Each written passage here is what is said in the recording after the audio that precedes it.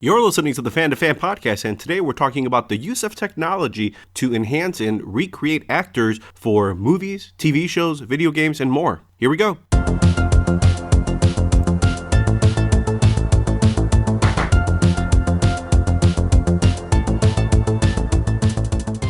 Welcome to the Fan to Fan podcast. This is your host, Bernie Gonzalez, and I am here with two of my good friends, Chris Stevenson and Andre Walker. Chris, what's going on? What's up, man? Dre, what's going on?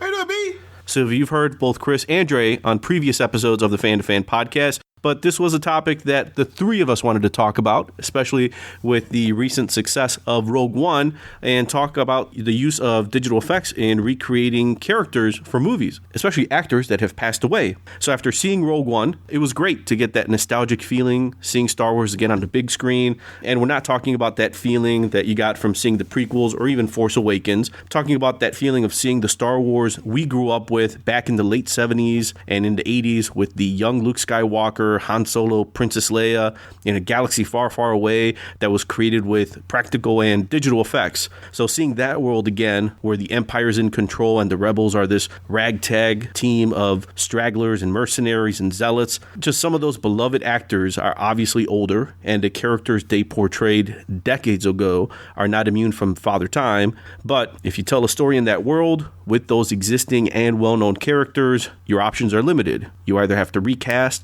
or you have to utilize the ever-advancing technology to create a digital character in the actor's license. Case in point, they used a CGI Peter Cushing to reprise his role as Imperial Officer Grand Moff Tarkin, who was actually introduced in the original 1977 Star Wars A New Hope, even though Peter Cushing has been dead for more than 20 years, passed away back in 1994. So it's been called one of the most complex and costly CGI recreations ever. So a young Tarkin was portrayed by actor Wayne Pigram, was actually seen at the end of 2005's Star Wars prequel Revenge of the Sith. And it was a short scene with Vader and Palpatine, and the three of them were kind of looking on at the construction of the Death Star. But for Rogue One, rather than recasting the part of Tarkin, the filmmakers decided to digitally recreate Cushing's likeness. So you guys have all seen Rogue One. Just kind of initial impressions. What did you guys think of seeing Peter Cushing, obviously knowing that he had passed away? No, it was actually pretty cool. I thought it was very well done. When you think about how far digital effects have come recreating actors' likenesses, it was pretty cool. I mean, they still have that that uncanny valley where they still kind of look like digital characters. You can still see some of the skin is fake and stuff like that. But in this one, I thought they did a really good job of making him look like the original character from the original 1970 Star Wars movies, and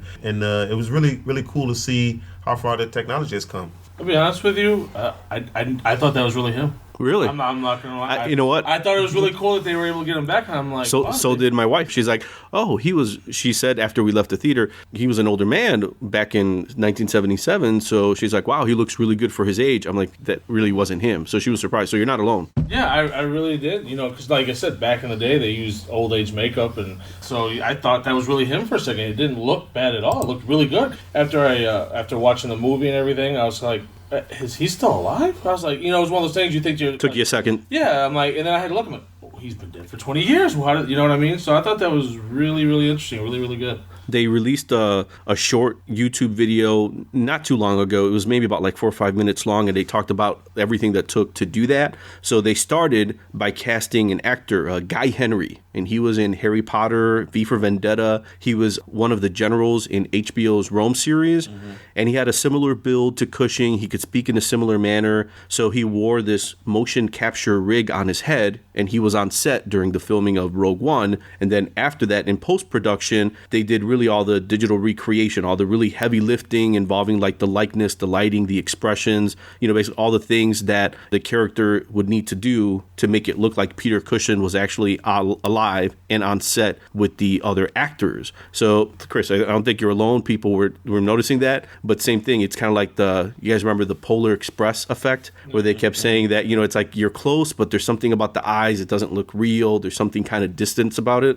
Yeah, they tried to do that with Polar Express, and they Beowulf movie with Angelina Jolie. They tried to do digital characters, and Robert Zemeckis was really big at trying to do this new. He was one of the first directors or major names to try to do this, recreating real actors and digital to try to get the visual effect right. It never quite looked good in those movies. It always looked like a CG character, but this one was the closest they've came to making it look like a not just a digital recreation, just like the actor himself, and it was really well done, and I think it did fit the movie. It didn't feel like a gimmick. It was in the movie because they needed that character to be in that movie at that time, so it wasn't something just thrown in there. So that really helped too, because if it was just some kind of gimmick tossed in there, maybe that would have threw it off. But the way they did the effect, how much time they took to do it right, and the way they inserted it into the movie, it all fit, so it didn't feel awkward when I saw him in the movie. And I was reading up on it. They took their time doing it because one major issue with the CGI recreation was that Cushing wore slippers on the set of Star Wars A New Hope because the leather riding boots of his costume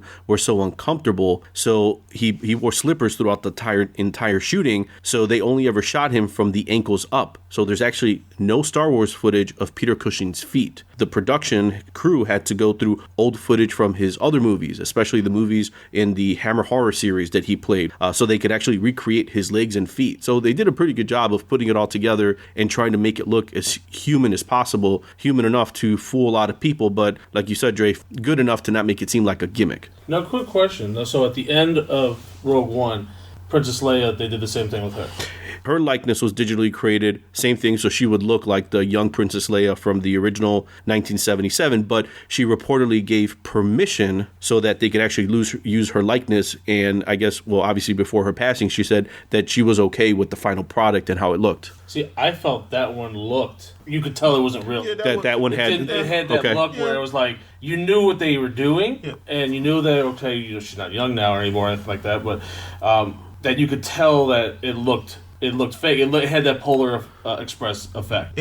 I think it wasn't as detailed as the Grand Moff Tarkin, but I think that one had the advantage because Grand Moff Tarkin was locked in the dark a lot of times, and he was in the shadows, so that it kind of hid some of his. It was some scenes when he was in the light, and some of those scenes didn't look too good. But there was a lot of scenes with him sort of peering around the shadows and stuff. He would turn around. He was in that command center, so it kind of helped with the look of him, where she was in that white room where it's all white, and it's just... It had like a porcelain feel, because she was young, so she had youthful skin, and there was kind of like this vibrance to her, so when you see it now, it's like, you have all that, but it looks artificial. It didn't look as... It was better than the Polar Express look, and better than the Beowulf. It just wasn't as good as the Grand Moff Tarkin. That one, when she turned around, you could definitely see, okay, that's a CGI. Not even because you know that Princess Leia and Carrie Fisher was still alive at that time. You just know, like, okay, that is a CGI. It looks like a CGI Princess Leia. A nice CGI Princess Leia, but a CGI Princess Leia nonetheless. And I kind of wonder if they, like, with her, they know it's a one shot, so they didn't give it the care they should as they give with the other one. Like, he was in multiple shots and he, walked around and everything. Her was just a turn around and she said her line. So I wonder if they didn't they kind of like, all right, what's at the end of the movie? We know what everyone's going to say. Everyone's going to be excited. We just make this one shot. Let's just get it done and not put the effort, I want to say, as they did with the other character that's had a longer screen time and role. And I know they brought in an actress to play kind of like the stand-in as well. So, and this is kind of like the whole idea, the theme behind this episode, to talk about, when they do it, do they do it well? Do they not do it well? But then also talking about like the ethical implications, because Carrie Fisher at least was alive when they did Rogue One, and she gave them permission. But after the complications she had, and she passed away from a heart attack in late December of 2016, she reportedly gave her permission for the next movie in Episode 8, but Disney had her as a big part of Episode 9 and possibly moving forward, depending on what they were going to do with the Star Wars universe. So you knew that the character of Princess Leia was going to be around. And in early 2017, Disney was negotiating with Carrie Fisher's estate, especially since now that she's passed away, to try to get the rights to use her digital image in future Star Wars films. So it really starts begging the question, is this where we're going to go moving forward? Because, we talk about George Lucas making the films, and he got the rights from these actors to make action figures. and you had people like Harrison Ford, Mark Hamill, and Carrie Fisher that at the time they had no issues with that. You can go ahead and use my rights because this movie's not going to be successful. So to say you're going to make money off of the toys is basically like saying you're going to make no money because this is never going to go anywhere. And then now you walk down any toy aisle and you see Harrison Ford's likeness on tons of toys. You have figures that were in a movie for 10 seconds, and there's a figure for that person. Correct, yes. In Star Wars. Yeah. So I would imagine if you're doing a Star Wars movie, let alone anything now that we have shared universes, especially with what Disney has been doing with Marvel, you can have a S.H.I.E.L.D. agent that's in the background, and I'm sure in that actor's contract, you're signing away your digital image rights so that they could technically use your face in not only the screen, and if they have to recreate it for something else, potentially in a TV series, in a video game, in action figures. But, it starts bringing up those moral implications. I think the biggest thing, too, is, like, when is it used, like what I talked about earlier, when is it used for a purpose of that it needs to be done, or when is it just used as a gimmick? I was going to bring that up.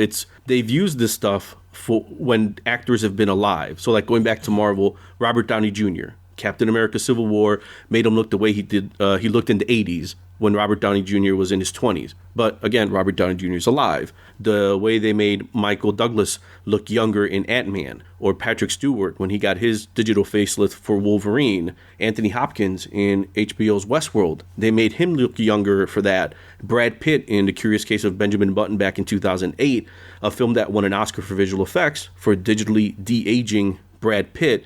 You have all of these things, but then for all of those actors who were alive, you have on the opposite side, when Paul Walker unexpectedly died in 2014, Weta Digital finished Paul Walker's performance to complete Furious 7 using CGI, and then they also had his brothers in as stand-ins. And then Brandon Lee and Chris, you're the biggest fan of The Crow that we'd ever known. When he was accidentally shot in 1994, when he was filming The Crow that Alex Proyas directed, they were only a few days from completing the film, but unfortunately he passed away, so they complete it with stunt doubles. They used digital versions of Lee, but at that point, it just starts, you start thinking like, what feels right? All right, Robert Downey Jr. is alive, that's okay, and that was done well. It wasn't a gimmick, it made sense. But then when you have something like Brandon Lee, who was engaged, so you're talking about his family and getting permission, does it make sense? So let's kind of chat about that. Plus, you can go to talking about like we was talking about, when is it necessary, when it's not necessary? You could take I forget the year it came out, in the Superman Returns movie where they used Marlon Brando's likeness to recreate Jor-El. That you're kind of like, okay, I understand why you wanted to. Bryan Singer was basically doing a remake of the original Superman. So he got permission from, I think, Brando's estate to recreate a digital image of Jor-El and do the voice. They had some voiceover stuff left over to do it, and they used him in the movie. That actually made sense. And not to be like continuity horrors, but it made sense with the universe of the film and what they were doing. But I'll say this, I'll challenge you on the other side. You've got Kerry Conrad, who did Sky Captain in the World of Tomorrow, and then they use Sir Laurence Olivier's likenesses in the 2004 movie. Exactly. Laurence Olivier dies in 1989. The director wants to make it feel like that nostalgic 40s pulp era stuff, so they use manipulated archival footage and digital effects and everything, but at that point, he was dead. Exactly. Unlike Brando, where they have his permission, he was in the movie before. In Sky Captain, you're just trying to get that feel of those 40s films. Do you really need to hire, did you really need to do Laurence Olivier? Couldn't you do Anthony Hopkins? Could Anthony Hopkins have that 1940s feel? Can you hire somebody who had that look? Timothy Dalton. Timothy Dalton looks like one of those classic. Sure. He did it in a Rocketeer. Kind of like if you had him play like a Errol Flynn, like swashbuckling. Yes. He did it in Rocketeer. He did a Howard Hughes sort of Errol Flynn type of actor. He could definitely be a character who looks like somebody who would create those old professor. You didn't really need to do that. And what was the thing when people talk about? Everybody when it came out was like, why did you have to use Laurence Olivier's face for this nondescript part? You could have just hired any actor. You just did it so you can have Laurence Olivier's face in your movie. So that's what goes to the balance. When does it make sense to do it? Like with Brandon Lee's death, they were trying to finish the movie. It wasn't so much of them trying to dishonor Brandon Lee's death. This was his last movie. His family wanted that movie out, and I'm pretty sure he wanted the movie out because it was a passion project for him. He wanted to do it. This was his breakout movie. So they used the digital effect to finish the movie. Same with probably going to talk about later on with Gladiator. They with Oliver Reed, to finish the movie with The Crow. They didn't just digitally put Bruce Lee or Brandon Lee in the movie when he wasn't. Why would you digitally put Brandon Lee in the movie with his character wasn't in the movie whatsoever? So that's what I think the ethics come down to. When you need it and when you don't need it. Yeah, especially for for him, this was his breakout movie. This is his chance to finally get out. And two of the scenes you can tell right away is the scene when he's walking through the alley after he gets out of the grave. And he's walking down, he's holding on to himself, and he's shivering. You know, he's walking in the alley before he grabs the boots. They use that same scene when he's walking into the house after he breaks the caution tape, and he's walking into the apartment for the first time since everything happened. If you look at those two shots, they're the same.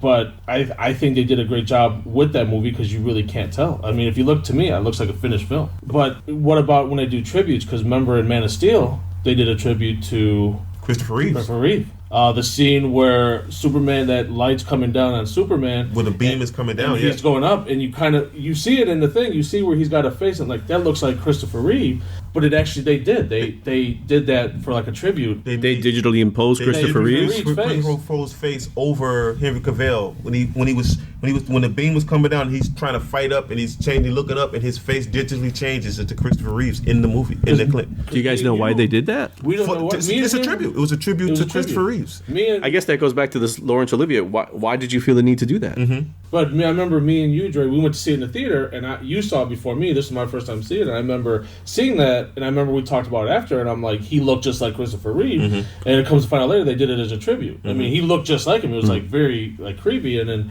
it was a tribute, and I was like, that's really cool that they did that. So you thought it was good? I thought it was good. Yeah, but then Dre, you too? Yeah, I thought it was good too. Mm-hmm. But then you go way back when, I don't know if you remember, when Hoover did this vacuum cleaner commercial with Fred Astaire dancing with a vacuum cleaner, and they superimposed Fred Astaire's face on a vacuum cleaner, him dancing with the vacuum cleaner, and people were like, do you really need to have Fred Astaire, dancing legend, for a commercial? A crummy commercial?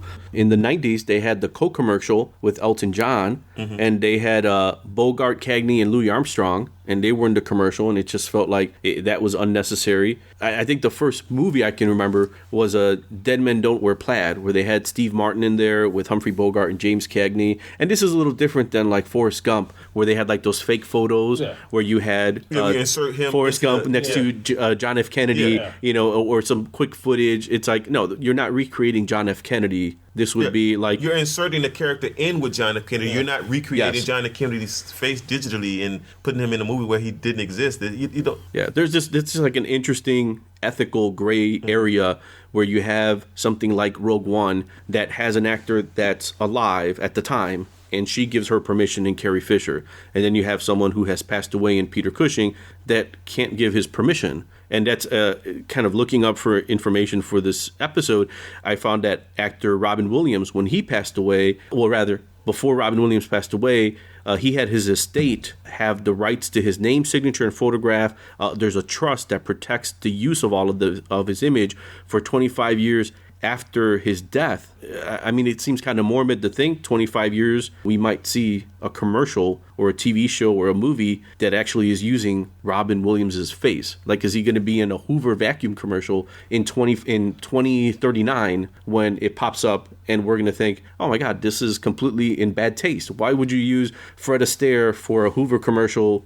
Something maybe our parents would have said that seems a little inappropriate. 25 years from now, do we really need to see a digital version of like Jumanji 4, where they have a completely CGI character in Robin Williams with a stand-in and they just put his face on? I can see something like that, or the Star Wars or whatever, but the Hoover commercial, that makes no sense. No. But like, it's just like selling a product. Yeah, you're trying to tell the story and trying to continue with it. Dead Men Don't Wear Plaid was 1982. That Coke commercial was in the 90s. I think that Hoover commercial was around in the 90s. Mm-hmm. And now, we're talking Rogue One in 2016. Polar Express was probably about like 2004, 2005, around there. So, I mean, they're making exponential leaps technologically on what they're able to do with likenesses. Andre, Chris, and I will continue our conversation in a few seconds, but in the meantime, if you are listening on iTunes, please take a moment to rate and review. Just search for the Fan to Fan podcast, go under reviews, enter a star rating, or write a review if you have a second or two, and click send. That's how easy it is. I will greatly appreciate it. Thanks. And now, on with the show. I think it just starts bringing up questions, do actors need to start proactively protecting their images or their likenesses like Robin Williams? Yeah, I mean, it's that time, it's that digital, we're in the digital age. It's the digital age. I mean, it's just like when actors would insure body parts, like actresses would insure their legs, and they would insure I think they think like Jane Russell insured her breasts because, back in the day, Howard Hughes had to put some kind of insurance on her breast, and people insured I think Jennifer Lopez had insurance on her legs at and her butt. I think on her butt. Yeah. I think she put insurance on her butt. Now you have to insure your face, your likeness, because when you sign on to do a movie, now you have to put in your contract, you can only use my likeness for this particular thing, for this particular time, for this. You did say Tina Turner, right? Because I know Tina Turner had her legs. Yeah, she had her legs. Oh, that's it. Tina Turner. She had her legs insured too. Yeah, I mean, because Yeah. But I know with Carrie Fisher now, she got finished filming 8. Yes. Now she's done filming 8, and now that the unfortunate with her passing, I know Disney now had insurance on her, and they're getting about 50. They're supposedly getting about $50 million because of her passing. Yeah, it's hard to think of an actor, or I guess this goes to anything, right? I mean, sports teams do it all the time. You get insurance on an athlete because you're an investment. You're paying Tom Brady, Aaron Rodgers, you're paying millions, hundreds of millions of dollars because you're expecting a return on that investment. So it's kind of morbid to think that Disney got a policy for Carrie Fisher, which means she's probably going out to get a physical, because they probably have to see, okay, well, what shape are you in? How are you physically, mentally, emotionally? Make sure that if we take out a policy on you, you're going to be able to do this for your employer, Disney. And then, unfortunately, she passes away, and they're collecting this money. It sounds, I don't know. It sounds creepy to think that they're going to have this money, but on the business side, I understand it. And plus, it's out in the social media, so it sounds worse when it's out in the social media. Oh, sure, you hear about it because people are, you're going to have people that are going to be like, that's wrong. And like you, we might say, hey, that's wrong, but we understand it. But on the business side, you understand why they do it. And there's just that thing, right, which just feels like, it feels a little creepy, but when you think about social media, things that were not around when Fred Astaire was around, so people were not making that point.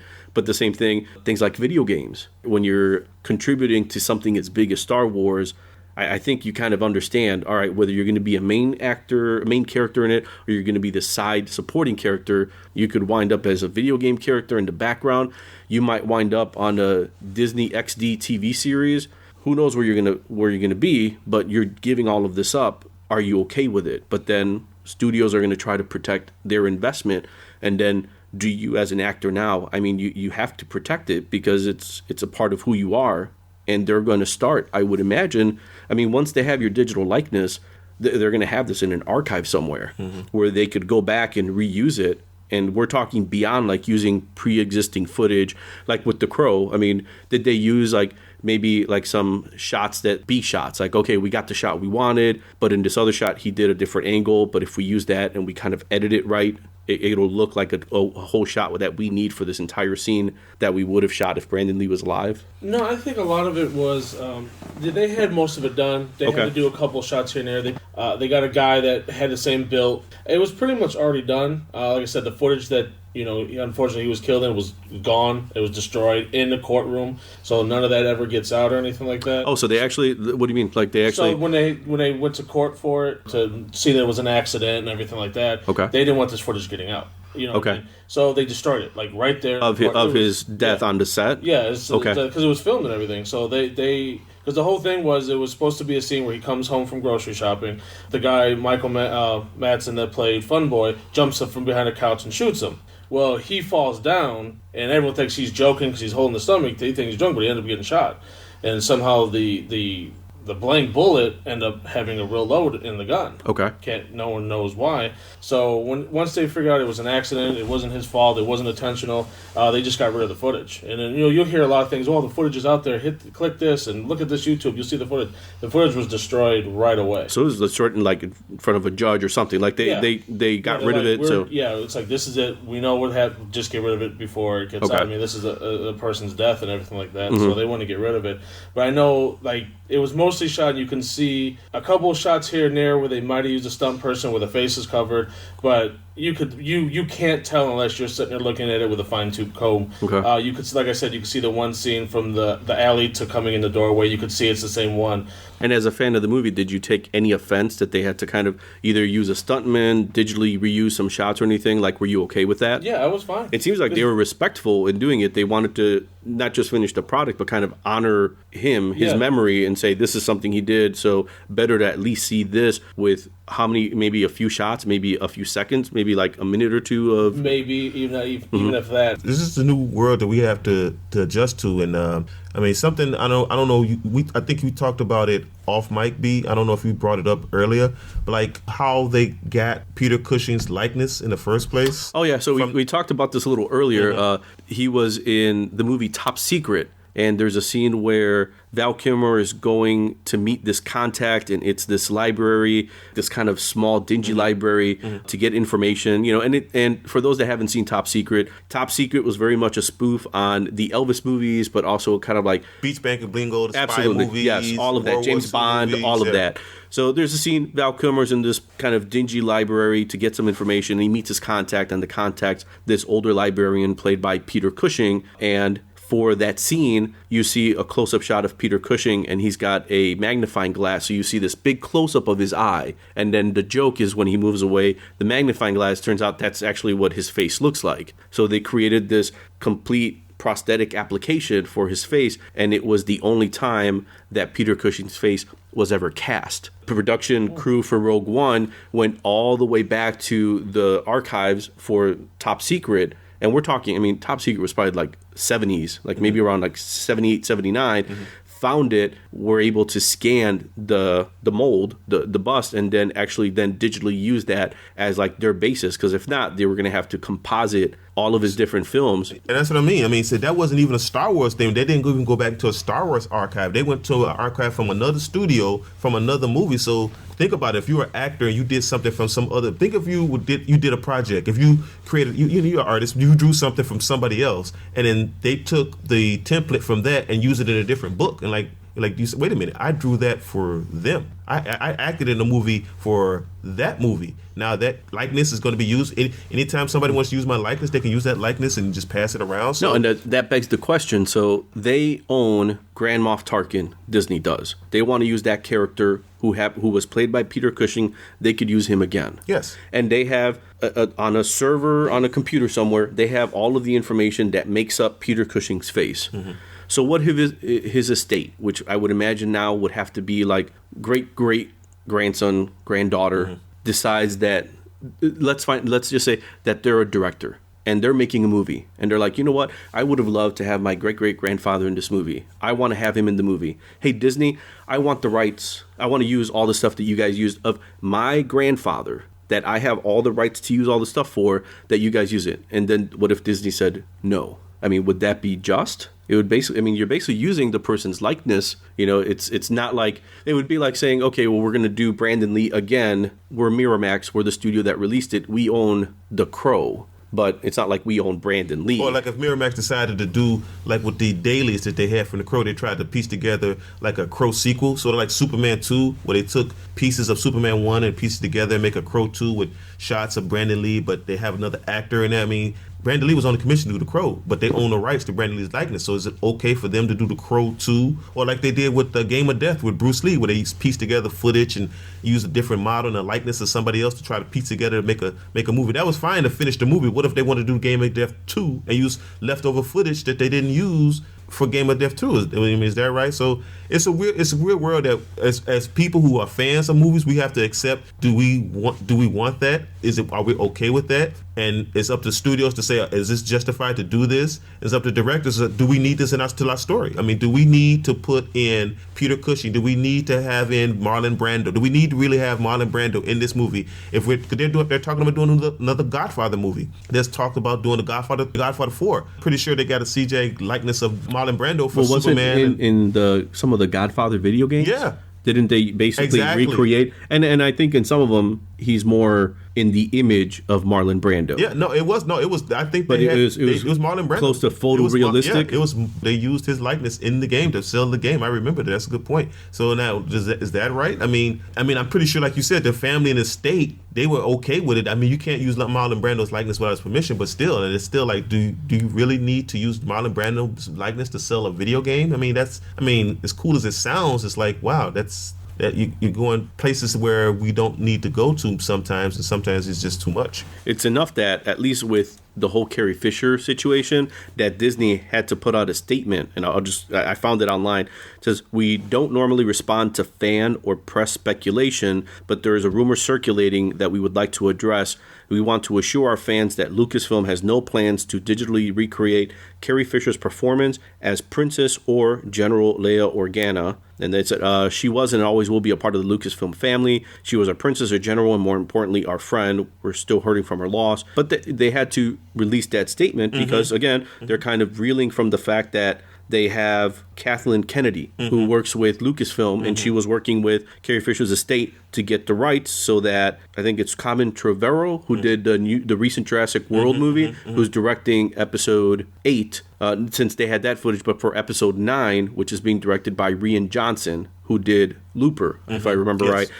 So in the event that they were going to use the character of Leia moving forward. But I mean, just the fact that they had to address this because enough people felt like maybe this isn't right. It's interesting. It's an interesting topic. It's going to happen. I mean, Star Trek. I mean, Leonard Nimoy passed away. Who you know, doggone well, eventually they're going to recreate Leonard Nimoy for a flashback sequence or something in that movie trilogy.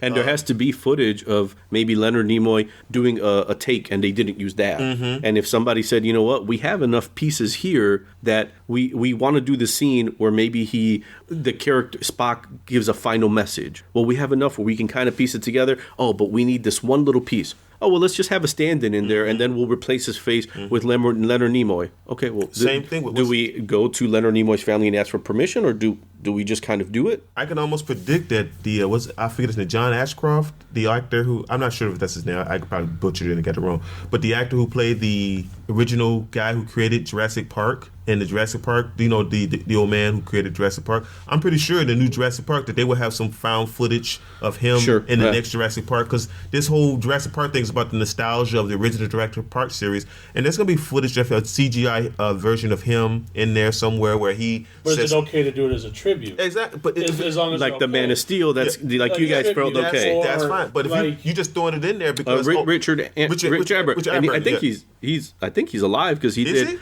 Yeah, because he did the narration for like Planet Earth, and I think they did a follow up to Planet Earth 2, and he narrates it. But that argument, let's say they're making Jurassic World 7, and they do found footage of Richard Attenborough as John Hammond doing some message talking about it, and they just say, you know what, we're just gonna piece it together. If it's something to be respectable for a character, or if it's something to finish a project that a character was doing, I don't have a problem with the digital things as part of the story.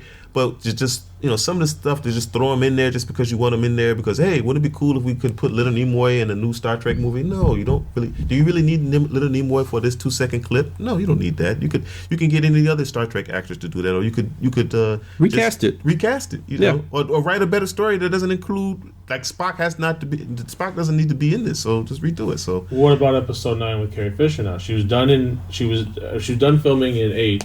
She had a big part in 9.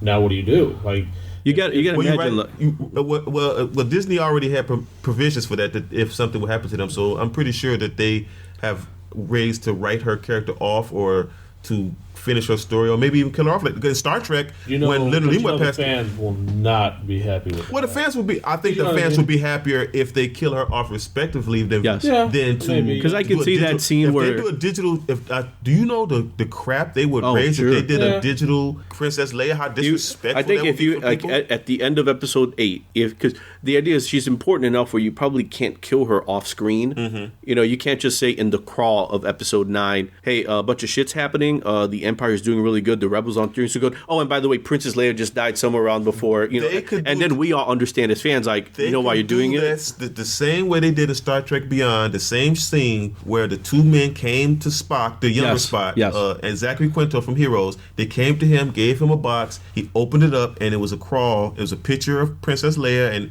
Spock, and he had a crawl that said that would have been really confusing.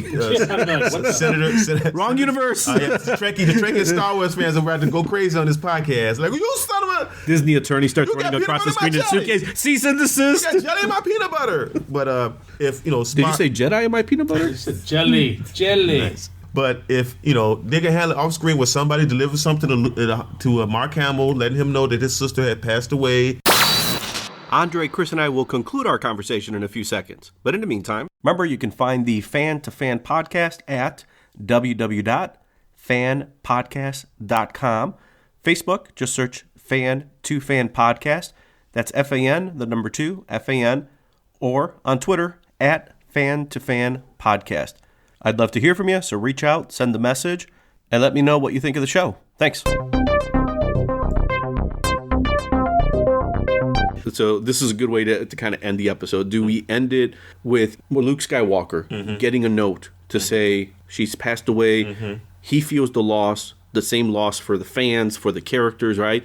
Or would you rather they shoot the end of episode 8, right? And it was going to end with one big space battle. And then she was already on the deck of a ship. And she's kind of looking out, and she knows it's coming. And then she knows it's coming, and then that ship happens to explode, and they probably have 90% of the footage. And then they replace it with a little bit here and there, not too different from Brandon Lee. Oh, we have another shot of her walking. We didn't use that. Now we're going to use that shot. And then you see that shot of her kind of knowing that that it's not going to work out for her.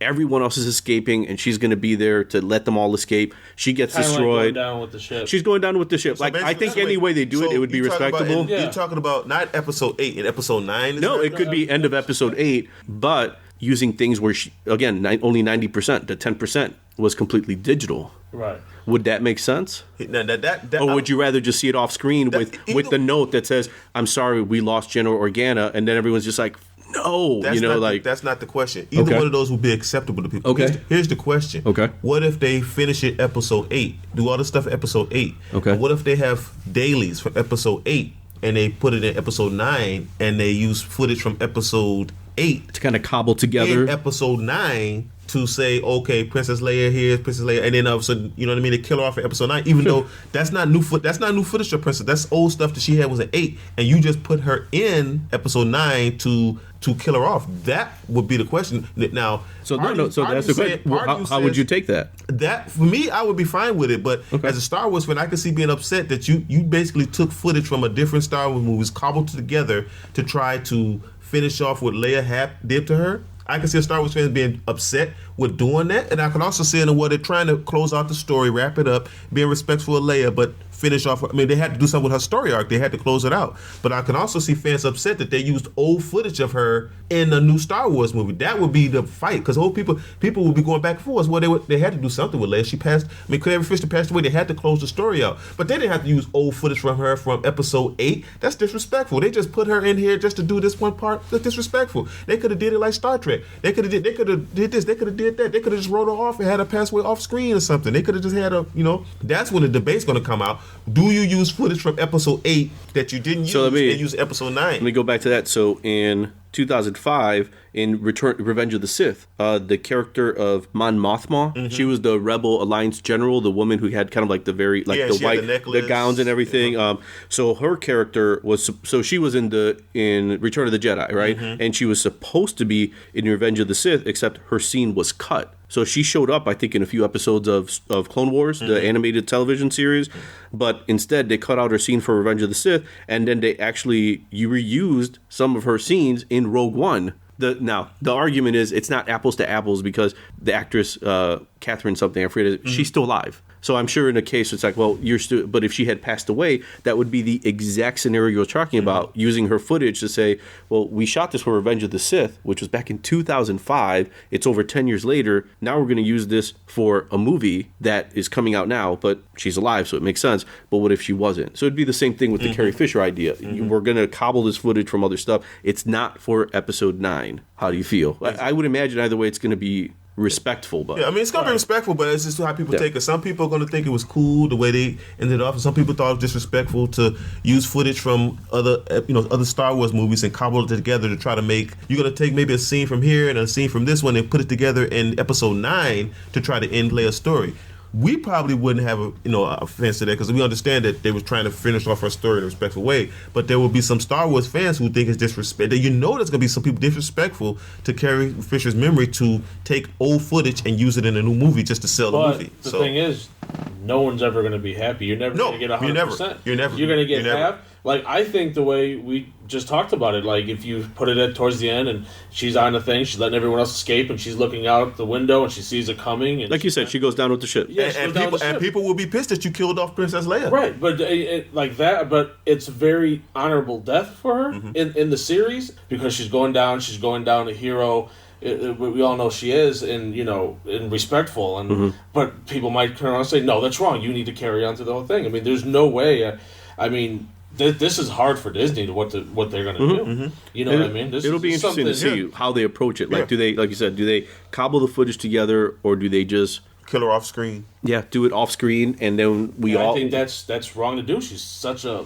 So really? I think that's wrong, killing her off screen. I think you. So you want a closure? Maybe once the fanfare dies down and that it'd be okay, because nobody had a problem with the Little Nemo scene when he grabbed that box and they gave it to the thing and he opened it up and we saw that he got the thing. This is when they kill off Little Nemo in the movie, because and nobody had an uproar. Nobody was upset or angry because it was done well.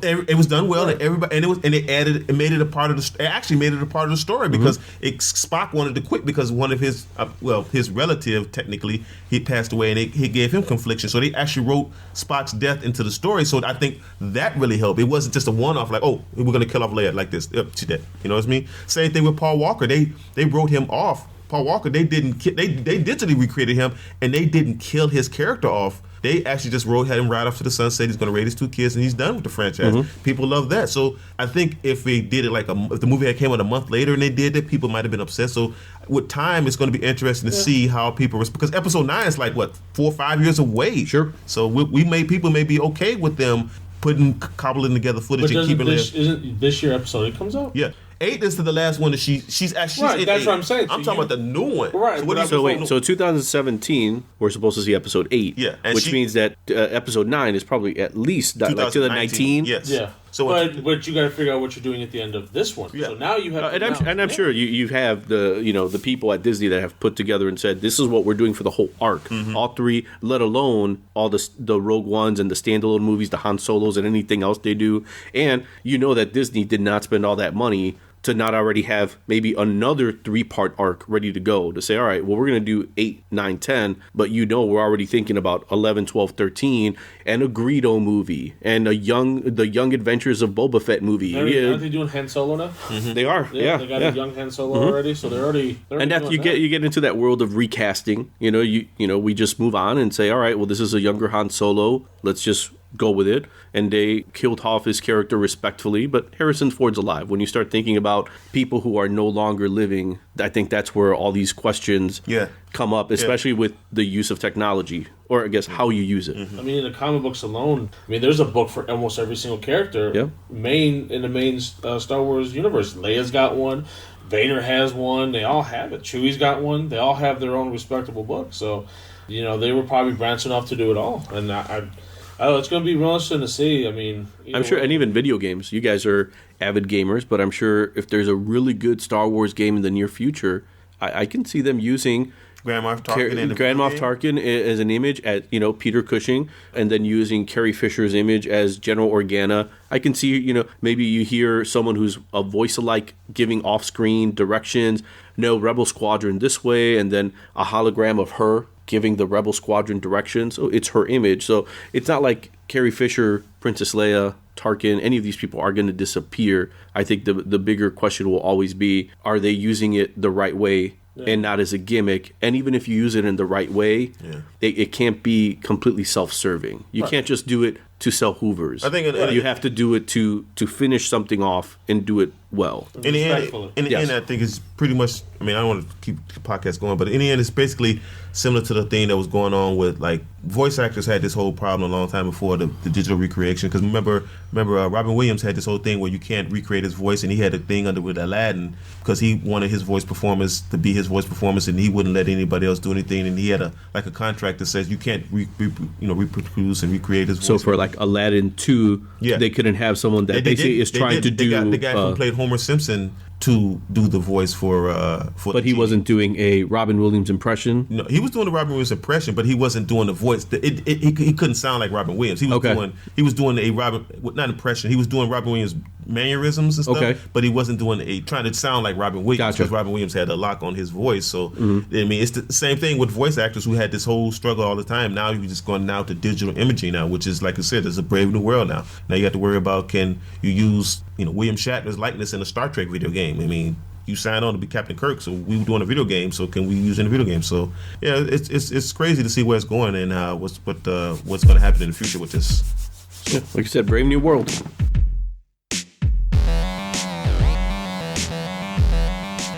That's it for this episode. Tune in next time for more fan-to-fan conversations on the Fan-to-Fan podcast. Thanks for listening. The time has come to direct all further attacks against the planet Earth.